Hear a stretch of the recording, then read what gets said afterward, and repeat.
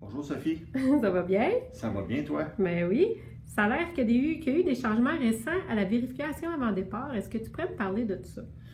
Oui, la réglementation sur la vérification avant départ va changer. En fait, elle a changé, ça fait déjà un an.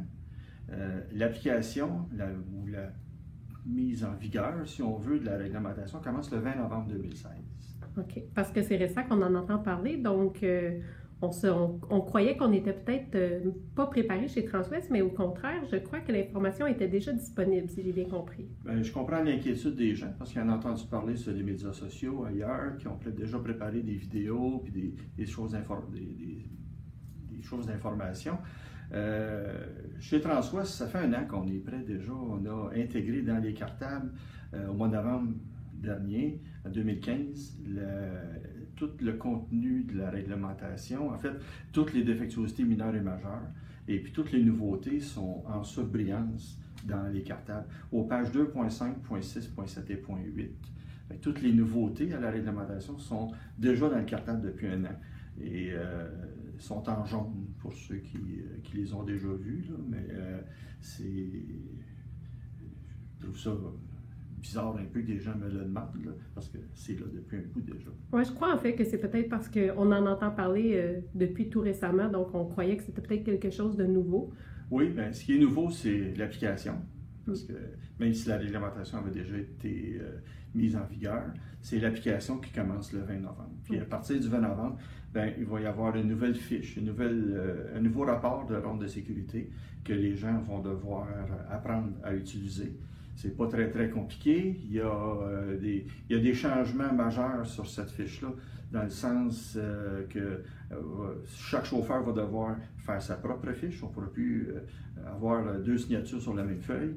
Va devoir identifier chaque véhicule qu'on a utilisé, le tracteur, la remorque, une deuxième ou une troisième remorque, même s'il y en a une, marquer l'odomètre, la date de l'inspection, l'heure de l'inspection et même le lieu où l'inspection a été faite sur la nouvelle fiche. Alors, comme je vous ai mentionné précédemment, la liste des défectuosités fait maintenant partie du livre de vérification avant départ, plutôt le livre de ronde de sécurité. La liste en français au début, avec chaque item numéroté. Ensuite, la liste en anglais, avec les mêmes numéros, évidemment, pour identifier les défectuosités de façon adéquate, ou de la même façon en français et en anglais. C'est important d'utiliser les numéros qui sont là quand vous voulez marquer une défectuosité sur la fiche pour pouvoir le faire facilement, plutôt que d'écrire au long tout le nom de la défectuosité. Alors, voici le rapport de ronde de sécurité.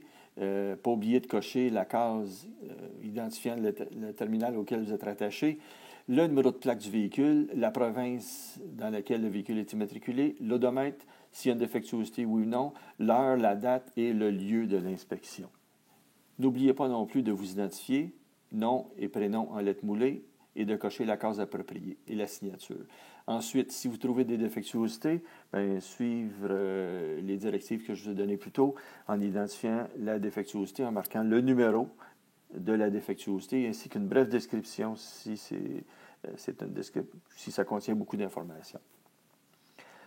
Maintenant, la fiche que nous avons rajoutée dans les cartables il n'y a pas longtemps, c'est un aide-mémoire, c'est cartonné, vous pouvez le sortir du camion pour pouvoir vous en servir à l'extérieur.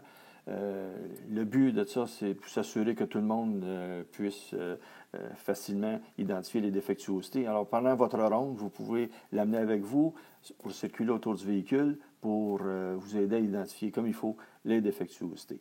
Il est en anglais et en français. Il contient aussi un aide-mémoire concernant les heures de service au Canada.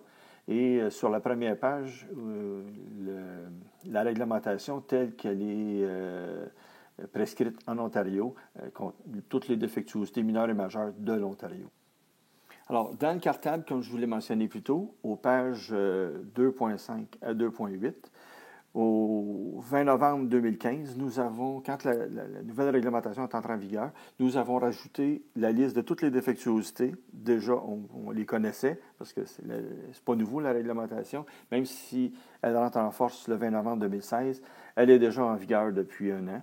Alors, nous avons rajouté toutes les défectuosités et toutes celles qui sont en jaune, comme vous pouvez le voir, c'est des nouveautés, des choses que vous devez connaître. Comme des clignotants en arrière de la remorque quand ça ne fonctionne pas sur un côté ou l'autre, c'est majeur.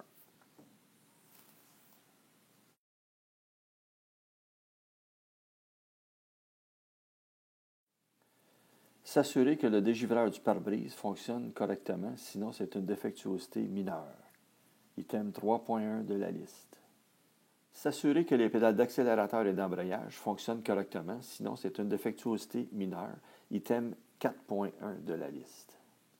Vérifier le fonctionnement des portières. Si l'une d'elles fonctionne mal, c'est une défectuosité mineure. Item 10.1 de la liste. Et si une portière ne ferme pas, c'est une défectuosité majeure. Item 10A de la liste. Si le siège du conducteur est inadéquat ou ne reste pas en position, c'est une défectuosité mineure. Item 13.1 de la liste des défectuosités. Si la ceinture de sécurité du siège du conducteur est manquante ou inadéquate, c'est une défectuosité majeure. Item 13A de la liste de défectuosités. Appuyer à plusieurs reprises sur la pédale de frein pour faire descendre la pression d'air pour vérifier l'avertisseur sonore, lumineux et visuel de basse pression afin de s'assurer que celui-ci fonctionne. S'il ne fonctionne pas, c'est une défectuosité majeure. Item 19A de la vérification. Si un pneu est déformé, une bande de roulement ou un flanc qui se sépare de la carcasse ou une valve qui est usée, endommagée ou coupée, c'est une défectuosité mineure. Item 9.4 et 9.5 de la liste de défectuosités. Si, sur un pneu simple, deux rainures adjacentes sont usées jusqu'aux indicateurs d'usure, c'est une défectuosité majeure. Item 9A dans la liste. Si le niveau du lubrifiant de roue est au minimum ou s'il y a une fuite, c'est une défectuosité mineure. Item 12.1 de la liste. Par contre, si le niveau n'est pas visible ou s'il n'y a plus d'huile, c'est majeur. Item 12A. Si plus de 25% des coupées de blocage du train de roulement coulissant de la remorque ne sont pas en place ou s'ils sont cassés, c'est une défectuosité majeure. Donc, 2 sur 4, l'item numéro 2C dans la liste de vérification.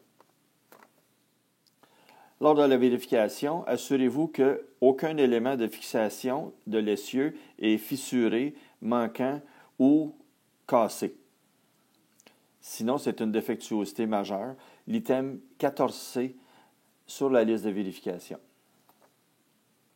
Si le réservoir de carburant est mal fixé au point qu'il puisse tomber du véhicule, ou si le bouchon du réservoir est manquant, c'est une défectuosité majeure. Item 15A et 15B.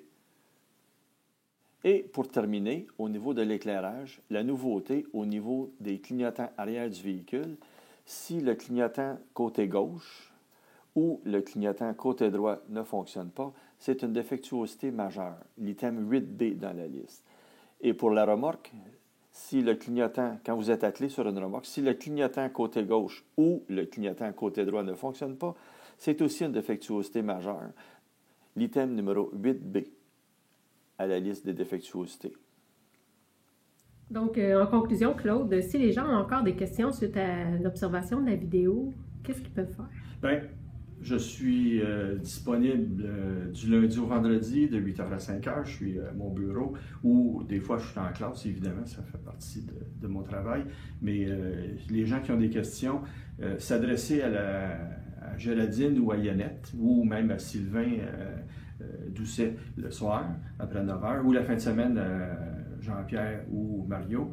Puis s'ils n'ont pas la réponse, bien, ils savent qu'ils peuvent me rejoindre la majorité du temps.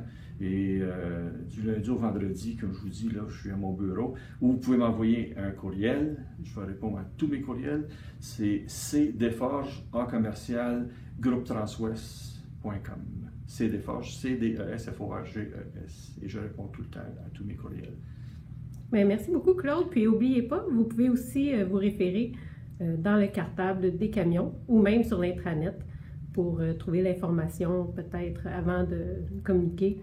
Vous allez voir, c'est un outil très complet déjà en soi. Merci Sophie.